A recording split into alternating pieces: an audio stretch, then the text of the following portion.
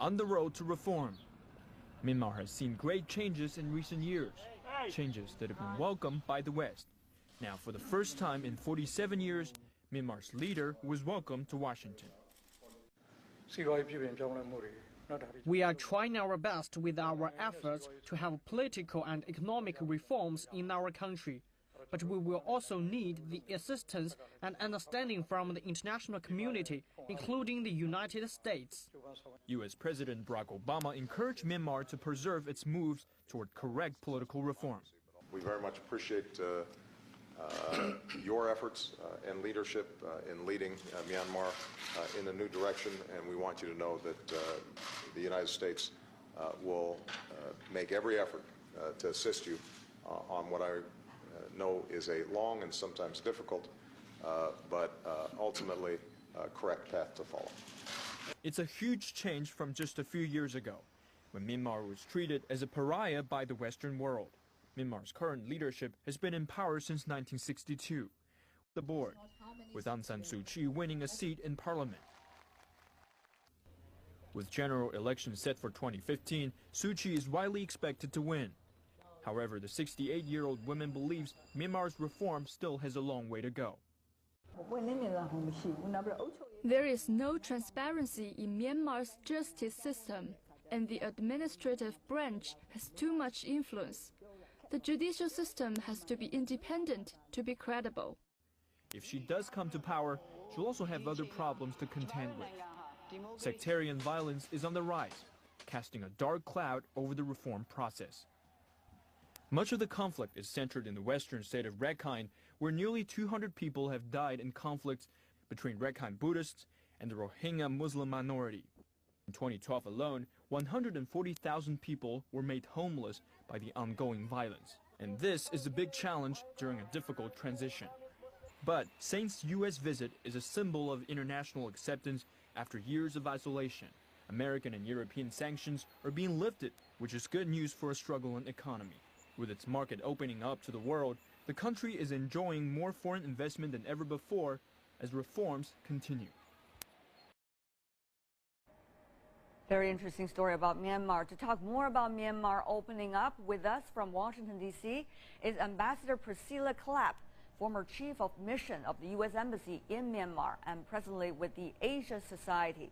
From Kuala Lumpur, Malaysia, we have visiting fellow at the London School of Economics and someone who formerly worked with the Myanmar military, Dr. Zani. And here in Beijing, we have fellow at the China Institute of International Studies, Mr. Jia Xiudong. Welcome to the three of you to our program. From longtime foe to now newfound friend. Ambassador Clapp, I understand you've been working for the U.S. Embassy in Myanmar more than 11 years ago.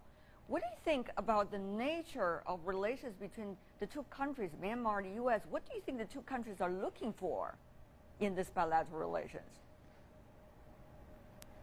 Well, first of all, I think they're looking to normalize a relationship that has been very frosty for more than 20 years. Secondly, from the U.S. perspective, we would like to see the democratization of Myanmar continue. We are very encouraged by the moves that have been taken over the last 2 years by President Thein Sein. I think on the part of the Myanmar government, they're looking for essentially the same thing, and that is support from the United States in moving forward with the democratization. And not just political support, but economic support. Given the geopolitical importance of Myanmar in South Asia and one linking East Asia and South Asia, Dr. Zarini, what do you think the two countries are looking for in these relations? Did you say geopolitical? Well, I think... Yes, I would like to go to Dr. Zarini for this. Sorry. Go ahead. Dr. Zarini. Is that Zani?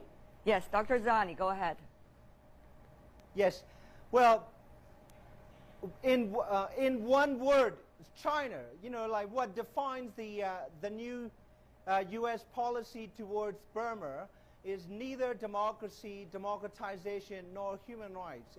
It's all about China. You know, I lived in Burma from 1963 to 1988, and the United States pursued a policy of containing communist China. Now, since 2008, since the United States shifted its policy, it's called Asian pivoting back to Asia or rebalancing. It's all about containing capitalist and increasingly confident China, and that's what is happening. And the rest is just rhetoric. Human rights, democratization, reforms. It's all rhetoric. All right, Ambassador Clapp, you want to react to that? I disagree completely with that. Our policy towards Myanmar doesn't have much to do with China. We recognize that China is a very large neighbor and always will be a dominant force in Myanmar. The United States is half a world away. We are interested in democracy. If we had been concerned about geopolitical issues, we never would have had all those sanctions on the country. We never would have cut off the relationship totally for 20 years. It just doesn't make sense. Mr. Jia from Beijing, you want to react to that? Yeah, of course. Actually, the United States keeps China in our mind when engaged with Myanmar. However, it's not the U.S. re-engagement with Myanmar is more than about China. And actually, China urged both sides, both countries, to engage with each other. And China played a constructive role in opening up and reform of Myanmar. So it's more than about China. Interesting. We can debate about that for an hour or two. But let's go to some of the details about the latest development in Myanmar. We understand political and economic reform have been transforming that country. But Dr. Zani, as a Myanmarese yourself, you must have also be aware of the difficulties the country is facing. For example, the growing disparity. For example, reform hardly done outside major cities. For example, ethnic conflicts and sectarian conflicts, as well as the role of the military. Do you think the pace of reform in your country is satisfying at this moment? No, actually, it's not the Dr. Zani? I think yes, the pace of reform isn't really the problem. The problem is that the reforms, the manner in which reforms are pursued, and the question about in whose interest or towards what goal reforms are pursued. I think difficulties is an understatement.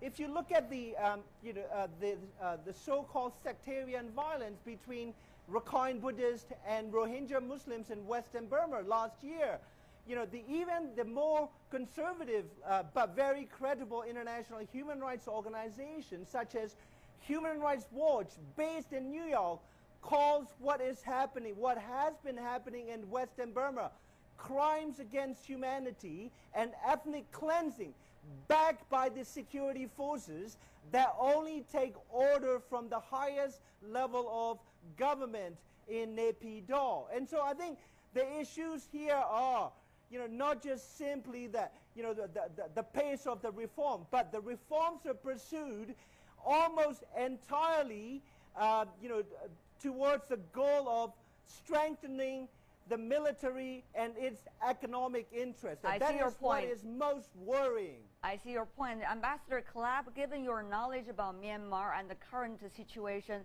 what do you think about Mr. Zani's argument? Is it fair?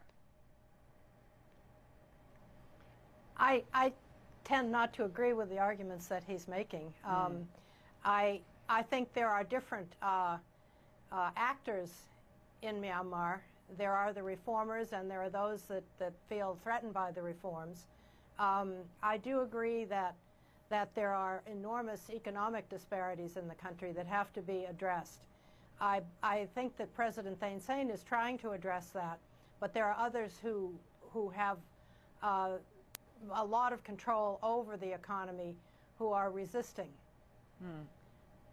Well, talking about those who are for and against the reforms inside Myanmar, we do want to mention a very important figure, which is Ms. Aung San Suu Kyi, of course, she has been the spiritual leader of that country for quite a long time, but now she's playing a totally different role as a political leader and as a possible candidate for the future election. Ambassador Clapp, what do you think about her role now?